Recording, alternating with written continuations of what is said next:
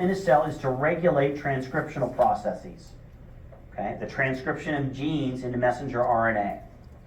So in order for them to do that, they've got to have part of that receptor that will actually bind to DNA.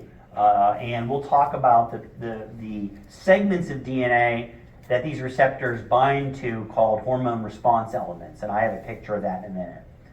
And then we have a transcription activating domain. This is a physical part of the receptor that actually interacts with other types of proteins called transcription factors that are also involved in helping to regulate the transcription of particular target genes.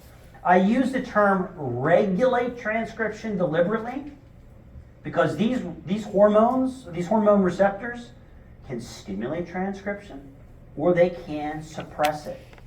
It all depends on the hormone and the receptor that we're talking about, or the drug and the receptor that we're talking about. So again, regulation of transcription is probably the best word to use there because that encompasses stimulation or suppression of transcription. Everybody got that? All right, good. Now, examples, lots of different examples that you'll learn, and you'll learn a lot about these in the endocrine module, okay, in the fall of your P3 year. So, estrogen receptors, progestin receptors, okay, so we're talking about things like hormonal contraception, okay, very important, or hormone replacement therapy, or when we're talking about oncology drugs that block these types of receptors that are thought to be associated with different types of cancers, okay, hormone-sensitive cancers. So again, this comes into play a lot in different types of oncology and endocrine types of situations. Vitamin D receptors, okay, vitamin D receptors. Now again, you get vitamin D. It's, many foods that you eat are fortified with vitamin D, right? Your body makes vitamin D when it's exposed to ultraviolet radiation. We'll talk all about that, why vitamin D is important for calcium homeostasis and supporting bone health, right? We'll talk about that in the endocrine module. Thyroid hormone receptors, okay? Remember we talked about on day one that sometimes drugs are used to supplement or replace hormones or biological elements that the body's not making, right? And we mentioned levothyroxine, which is a thyroid hormone analog, will interact with thyroid hormone receptors, which again are found inside of cells. And endogenous activators, again, corticosteroids, anti-inflammatories that we sometimes use. Okay, there's corticosteroid receptors that they interact with. Mineral corticoids. You guys know already about an important mineral corticoid hormone that helps the body to regulate blood pressure. Aldosterone. Very good. Yep, absolutely. Sex steroids, estrogen, progesterone, testosterone, vitamin D, thyroid hormones. These are just a small list of the many different types of hormones that your body makes that will interact with these types of receptors. Okay? This is, kind of a picture here of a cartoon picture of the general scheme for how these nuclear receptors tend to work. Okay, and again, I have the different steps here labeled 1, 2, 3, and 4. Here we see that in step 1 over here, what we see is we have a nuclear receptor that's complexed with another protein here, called HSP90.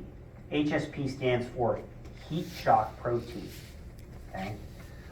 These are a group of proteins called chaperone proteins. Okay? And what the heat shock protein does is when it's bound to the receptor, it keeps the receptor in its inactive conformation. Okay? How many of you here have experienced the horror of the junior high or middle school dance? Anybody?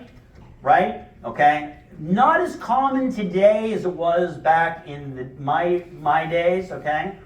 But again, Imagine being in your early teenage years and going to your school and going to a dance where you were expected to interact with people of the opposite sex in some cases, okay? Or if you were just not very brave, you would stick with your group of friends and things like that, and you play music and you dance, and they would have chaperones there, adult chaperones. And you would always be particularly horrified if your parents volunteered to be chaperones at the middle school dance because you didn't want to look not cool, all right, in front of your friends. I'm talking about my experience, okay?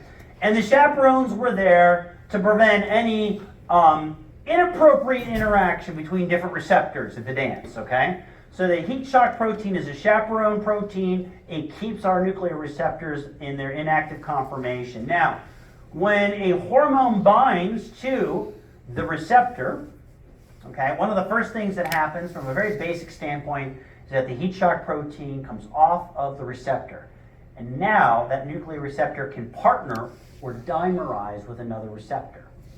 Okay? That's another common thing that we see with a lot of these different receptors, not all of them, but in some cases, these receptors will partner with other receptors in order to carry out their biochemical function on cells. Okay? So the partnering or dimerizing with a second receptor is a common feature of nuclear receptors and other types of receptors that we talked about. Once this activated dimeric pair forms here, it will translocate to the nucleus, nuclear space, if it's not already there, and bind to segments of DNA called hormone response elements, or HREs. Okay? In this particular example that I have up here, okay, what we're talking about here are estrogen receptors, and the hormone here is estrogen. That's the particular example I'm using. So the hormone response element that these activated receptors will bind to is referred to as the estrogen response element. Okay? Let's say, for example, we're talking about vitamin D and vitamin D receptors. What do you think the hormone response element's called there? Vitamin D. The vitamin D response element. Very good. Not that complicated, right? Okay? And once the receptor pair binds to DNA and the response element, what happens is there is recruitment and binding of different types of transcription factors, okay, that will either lead to the active transcription of a target gene, okay, or suppression of transcription of a target gene, depending on the hormone we're talking about, depending on the receptor, okay? All right, everybody got that? Now, one of the things that I want to talk about with regards to these receptors too, and I don't have this written down, but I want you to write this down because this is an important pharmacy fact, okay? Typically, when you give a patient or dispense a drug to a patient that works through nuclear receptors, you're not going to see an immediate pharmacological response, okay? You're not going to see an immediate and why? Because in order for these drugs to cause a pharmacological effect, what do they have to do? They regulate gene transcription and messenger RNA production. Then that messenger RNA needs to be translated into protein, and that protein needs to accumulate in the cell. So there's typically a delayed response with these types of drugs, okay? Versus drugs that act through some of your membrane receptors, like GPCRs, or ligated ion channels, or cytokine receptors, or enzymatic receptors.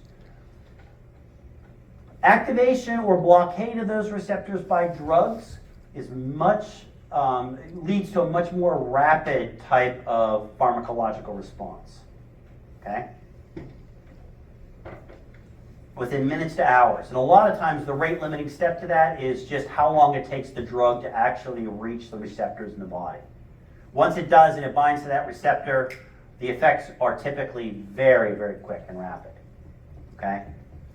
So, again, let's take a look at a beta blocker like propranolol, right? We know that propranolol, and I'll use that example commonly, is a drug that we use. We used to use a lot for hypertension. We use it for other drugs or for other disease states, but it works through a GPCR, beta receptors, right? Beta 1 and beta 2 receptors. I don't remember off the top of my head what the onset of action of propranolol is, meaning how long it takes it to exert its effect after you take it orally. Let's say it's 40 minutes, okay? Take your beta blocker, 40 minutes later, right? Your heart rate starts to go down because it takes 40 minutes for that drug to actually be absorbed and distributed throughout the body, okay? But once it hits that beta receptor and interacts with it, the effects are immediate, okay? Very different from these drugs. The effects are usually typically delayed, okay? Make sense? From the point where it reaches the receptor. Yeah. So it could be days, weeks, or even months sometimes, okay, for these types of drugs that work through these receptors to act for the patient to actually see some relief. Okay? For example, we have a drug that we use, we have a group of drugs that we use to treat BPH, benign prostatic hyperplasia. Okay? And this group of drugs, okay, which are called your 5-alpha reductase inhibitors, okay, actually, and you don't need to know this, just pay attention, okay, I'm just giving you an example, okay. Let's, and everybody knows what BPH is. Hopefully it's an enlarged prostate, right? And that in itself is not necessarily an issue, but an enlarged prostate in men can cause urinary symptoms, you know, that are really bothersome. Like, for example, you know, if I have BPH, I might have to get up 4 or 5 times a night to urinate. I might have a difficult time, you know, initiating urination or stopping it. You know, so it can be very problematic for older men that develop this. And so one of the strategies that we have drugs that we can give that actually help to shrink the prostate. And that's these 5-alpha reductase inhibitors. And they prevent the production of a hormone, a testosterone-based hormone. They prevent the production of it that is thought to have caused the prostate gland to enlarge, right? But when we dispense this to patients, we tell them, look, are you going to see relief of your urinary symptoms immediately from this drug? No. It could take months before you start to see relief of some of your urinary symptoms because it takes that long for the drug to work and for dihydrotestosterone levels in the body to decrease enough to allow the prostate gland to begin to shrink. Okay, so this is just an example, okay, of a drug that works indirectly through these types of receptors that, again, can take a long time for the therapeutic response to be seen or experienced by the patient. Everybody got that? Versus your membrane receptors, which we tend to get a much more rapid effect. All right. Study stop questions here. Yes, sir. So you mentioned thyroid hormone receptors. Yep, thyroid hormones, yep. So does that mean the levothyroxine is like delayed release, like it will take like months for you? You know, usually, yeah. So with a thyroid hormone like levothyroxine, right? Or you know, so if you take levothyroxine for the first time, right? Let's say you have hypothyroidism and you've got fatigue and you're feeling cold all the time and you've got weight gain and a lot of the typical symptoms that you see with hypothyroidism, you're not going to see an immediate change in those symptoms. And you take, you know, it could take weeks before you start to feel better because there's a lot of changes in the cellular composition and the way that the cells that thyroid hormones interact with. It takes time for those changes to occur. Okay, but they will happen, and that's important to tell your patients because again, patients are often expecting, hey, I'm going to take this drug, I'm going to feel better tomorrow. Well, all right, that may happen depending on the drug, but in many cases it doesn't, and it's important for you to set appropriate expectations for that.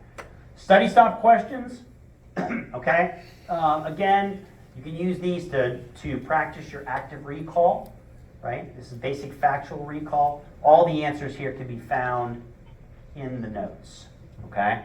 And again, you can use this to practice, all right?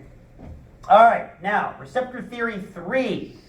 So we are, you know, we've talked a lot up to this point about the characteristics and